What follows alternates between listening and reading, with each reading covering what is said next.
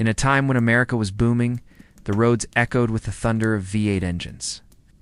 The post-war dream wasn't just about picket fences, it was about power, freedom, and the open highway. This, is the story of the muscle car revolution.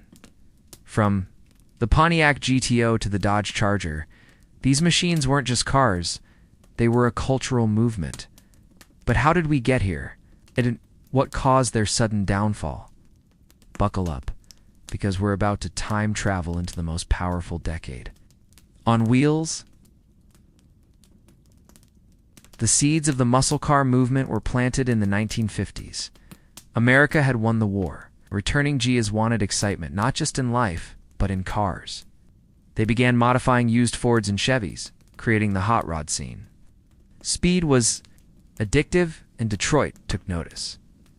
By the early 1960s, car makers were already offering larger engines and smaller cars, a formula that was about to explode. In 1964, Pontiac did something radical.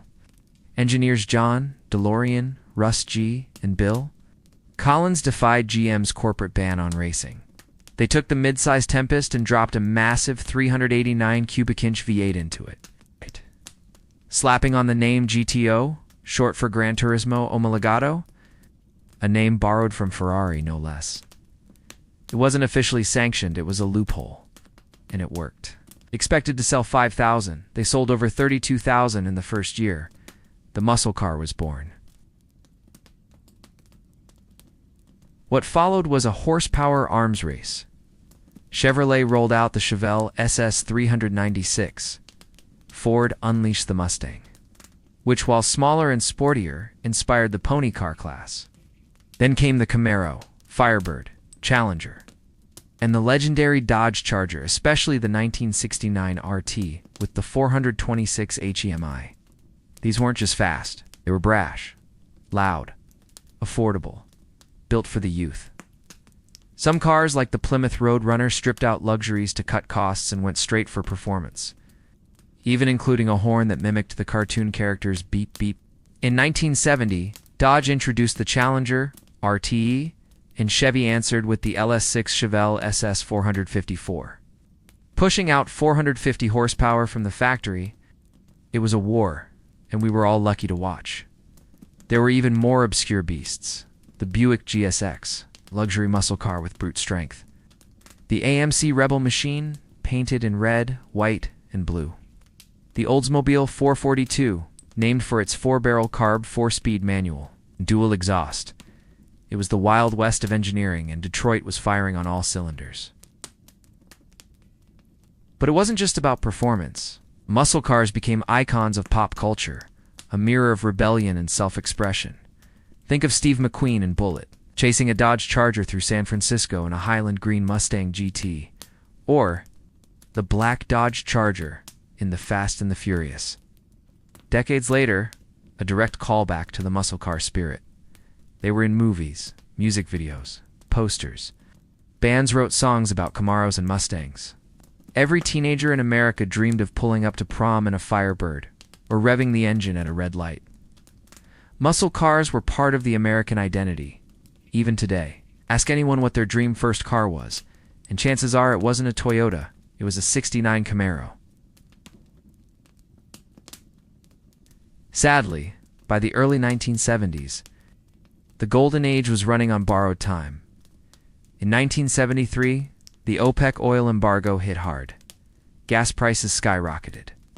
Suddenly, those big block engines weren't cool. They were expensive. Then came the Clean Air Act, emissions. Regulations forced automakers to reduce compression ratios, leading to weaker engines. Horsepower ratings plummeted. To make matters worse, insurance premiums for muscle cars soared. These cars had been involved in too many wrecks, often driven by young, now reckless drivers. By 1975, the muscle car era was all but over. The Mustang became the underwhelming Mustang II. The Charger turned into a bloated shadow of its former self, and the once mighty Chevelle quietly disappeared. But legends never die. As the years passed, gearheads kept the flame alive. Car shows, drag strips, garage restorations became havens for these relics. Then in the 2000s, something incredible happened. Detroit rediscovered its roots. Ford brought back the Mustang with retro flair. Dodge revived the Charger and Challenger, complete with Hemi engines. Chevy reintroduced the Camaro, blending modern tech with classic design. These weren't just nostalgic throwbacks. They were statements, a nod to the past, but ready to dominate the present. And now, with electric performance on the rise, we stand at a crossroads. The muscle car as we knew it, gas-powered, raw, unfiltered, may not return, but its spirit, that will always live on. So, the next time you hear the growl of a V8 or see a '69 Charger at a car show, remember you're not just looking at metal and rubber, you're staring into the soul of American culture. If you enjoyed this ride through history, give us a like, subscribe, and hit that bell icon so you never miss the next story. In our next episode, we're diving deep into the legend that started it all. The full story of the Pontiac GTO, rebellion to resurrection. Thanks for watching. And until next time, keep the pedal down and the spirit alive.